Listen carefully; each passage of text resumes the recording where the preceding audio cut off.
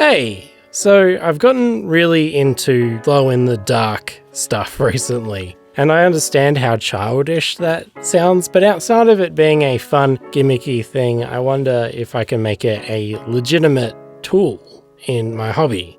So I did some experimenting.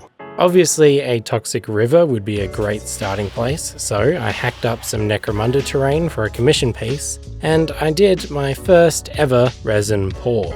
To make it glow, I used some glow-in-the-dark powder pigment that I found online, and I mixed it directly into the clear casting resin.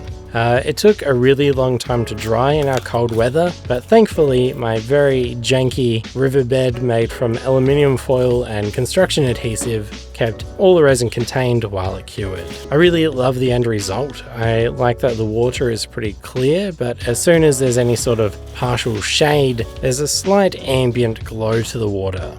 It sort of creates a narrative that the otherwise unsuspecting gross water actually holds a dark, very toxic secret. Obviously, after that success, I had to try to make a glow-in-the-dark mini, so I made this using my toad mold, which was both fun and heartwarming. But while this makes me very happy, it isn't something I'd put on the table to use as a miniature, just because it wouldn't really fit with my other models or the terrain I use.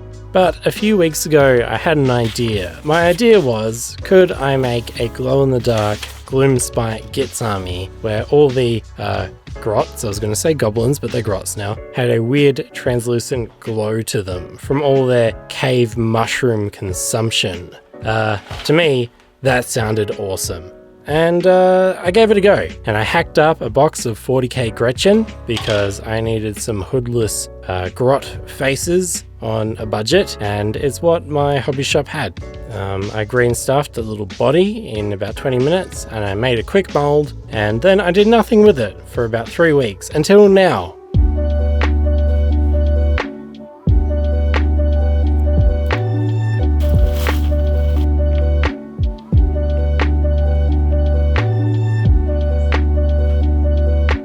I'm honestly pretty happy with how well it worked. I think a table of them would be super fun and very ridiculous, and I think it would bring a smile to my face and probably my opponent's face. So in that respect, I think it's awesome. And I have a mold now, so in theory I could make as many as I want, and maybe I will, but I'm also sort of curious to see if I can take this to another level first. If I can really refine the idea and turn it into something really cool. So, stick with me, because I'll be revisiting this. I'll be back. Alright, bye!